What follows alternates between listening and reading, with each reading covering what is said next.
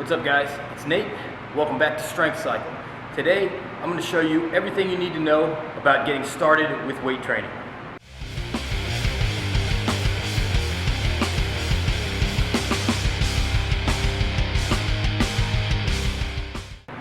Now, I'm talking to all you young guys out there. You don't have to be young, but that's who I'm focusing on with this, because that's how I was when I was young. And these are the things that I would have liked to know when I was young, when I first got into weight training. But these are applicable to anybody who's first getting into this, no matter how old you are. So here's what you need to know. Say you want to get into weight training. You want to be stronger, more muscular, you want to impress some girls, you want to be better at sports, whatever. The very first step you need to take is you need to start weight training. Sounds pretty simple, right? A lot of people don't know where to start. There's so much information out there on the internet, so much crap, so much bullshit. They don't know where to start. Here's where you start, and this is all you're gonna need for a very long time. Skip the fluff, skip the bullshit, stick with this stuff, and it's gonna take you very, very far. First, you're gonna need somewhere to work out. I was lucky enough as a kid that my dad was big into weight training. He had been his whole life, so he had a bench, free weights, dumbbells, barbells, some machines, all that kind of stuff at our house. So that was very easy for me. It may not be that easy for everybody else, depending on whatever your situation is. So one thing you need to look at first, your local high school. I'm focusing this towards kids that, 14, 15, something like that, right? Look to your high school. My high school had a very good strength training gym. We had a very good gym, lots of free weights, almost no machines really. And our physical education program had a weight training class built into it. So every day, first period for me, I was in the gym. I didn't have to go after school, didn't have to do anything. So that was very helpful. Check out your local high school, see if they have an after-school weightlifting program like mine did, or something like that. And I'm assuming maybe that you don't want to get into football or some of the other sports that might have their own weight training program. That's fine too. Maybe talk to those guys, maybe talk to the coaches, maybe you could sit in with it or something. It might seem awkward at first, you might not like it might be embarrassing. Give it a shot, and that might be your easiest access to a really good gym. Next, depending on whether you got your driver's license, whether you're 16, 17, whatever, look to your local gyms in town. See if they have a thing where you can join if you're under 18. Stay away from a Planet Fitness or something. Take a tour of the gym, make sure they got some free weights. It's not that you can't make do with some machines, but if you have free weights, you're gonna be able to make a lot more gains much quicker. You're gonna build more functional strength faster. You're going to maximize your training time and make the most of it with free weights. But either way, the last option, you want to buy it yourself. For like $700, you can buy all the stuff you're going to need. You're going to need an Olympic bar, 300 pounds of weights. You could probably get away with 255 pounds of weights. You're just going to have to buy more a little bit sooner.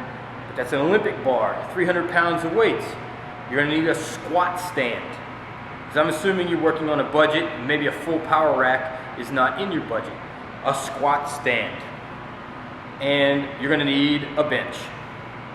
And that's gonna be it. That's gonna cover you for everything into the foreseeable future. By the time you're strong enough and more advanced, you'll already know what you need and when you need it, and that problem will solve itself. But here, I'm going to show you the big 4, 5, I guess, basic exercises you could do with just that minimum amount of equipment, and that's going to carry you as far as you need to go, to be honest. So come with me, I'll show you what's up. We're here at my gym, so my equipment for demonstration purposes is slightly different than what I'm recommending to you, but you get the point. Behind me here, I have a set of racks. They're not a power rack, it's more similar to the squat stand I was telling you about.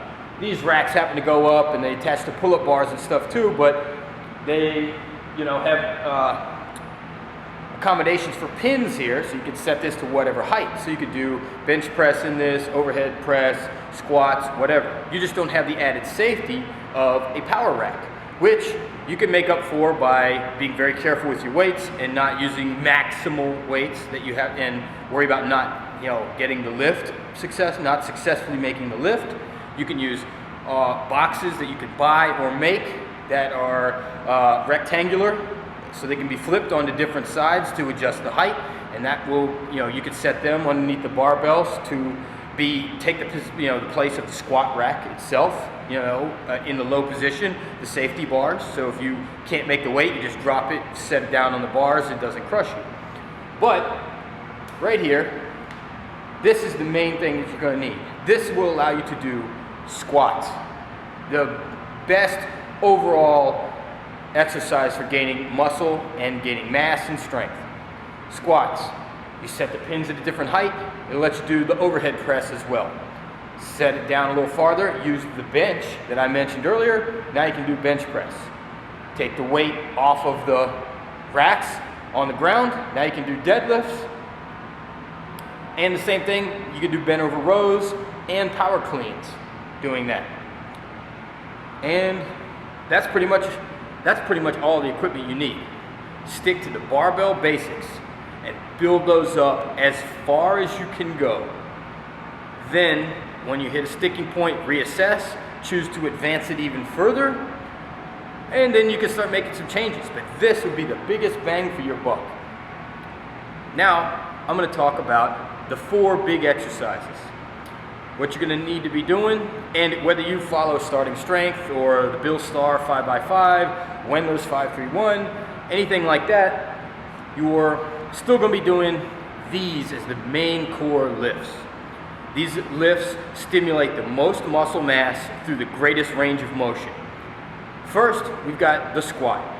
It targets mainly your leg, well, it's hard to say. Legs and your posterior chain, which is your lower back, your hamstrings, that area. All of those together work together to make a successful squat. Overall, this exercise stimulates a huge amount of your lower body, both front and rear of your legs and your lower back and your abs, to help stabilize the weight and hold it in proper position. That's one, that's the squat. Next, we have the deadlift. Deadlift, it's probably the simplest exercise there is. You're basically just picking a heavy weight up off the floor. That's all. There's a lot of nuances as you get more advanced. That's basically all there is to it. Next, the overhead press. Overhead press is going to hit your upper chest, your shoulders, your traps, your rear delts. They're all going to help stabilize the bar while it's overhead in the locked out position. So, and that hits a lot of the upper body. Triceps as well. Obviously, anything where you're pressing, your arms are involved. Your arms are going to be the very first link between the barbell and the rest of all your muscle groups. So your triceps too. Next exercise is going to be the bench press. Again, another pressing exercise. It's going to focus mainly on the chest, but again, some of the front delts, some of the lats for stabilization and stuff, and again, the triceps. All of these are going to work together to press the most weight. So by getting all of these lifts as heavy as you can go and being as strong as you can in these lifts, the carryover to lots of other muscle groups at the same time is going to be very good, as opposed to focusing on something like lateral raises or something. For your shoulders, you just don't stimulate enough muscle mass for the time you spend on it to make it as worthwhile. Those smaller things have a place in the future. Once you're more advanced and have built up a good bit of muscle to begin with, they have a place if you want to get into bodybuilding and stuff, or they also have a place in rehabbing an injury if you have been hurt so bad that you can't do any other exercise for a full range of motion or something. So they're not totally worthless. They do have a place, but they just don't have a big important place in the beginner stages. The last exercise is the power clean. I didn't do a lot of these when I was younger because I was never taught the real benefits of the power clean. I just looked at it as being kind of stupid, worthless exercise. What the power clean does, it helps you generate power. power, as Mark Rippetoe says in a lot of his videos, is strength displayed quickly, because you can't do a slow power clean. If you can, the weight's not heavy enough and you're just curling it up. You can't pull it up and rack it properly going slow. You need that speed to get the momentum to bring the barbell up high enough to rack on your shoulders. But in general, the power clean is going to teach you to kind of turn on your muscles to work strong and fast at the same time. It's good for helping building general athleticism in general. So those are the main exercises. 2 small auxiliary exercises you can do, which I did find value in them growing up, even though they hit smaller muscle groups. There's lots of reasons why I think they're good, but some barbell curls and some close grip bench. And that's it. I mean, all of these can be done with the very same barbell in the same accommodations you see here. So this is a very cheap setup, a very efficient setup, keeps all the fluff, the nonsense, the bullshit out of it. And if you follow one of these programs and stick with it, this is going to build a huge amount of strength, a huge amount of muscle if you stick with it. So it sounds almost too basic, but at the end of the day, the real results are very basic, very simple. The hard part is you sticking with it and not getting bored and eating properly and not getting distracted. So those are the main basics. If you want to start lifting weights, these exercises, getting strong in these exercises is going to be the key to building the most muscle and the most strength in the shortest amount of time. So that's it for this video. I hope this is helpful. Be sure to check out the website, www.strengthcycle.com. If you have any questions, comments, topics you want me to cover, leave it in the comments section and I will definitely get to it. And until then, stay tuned to Strength Cycle.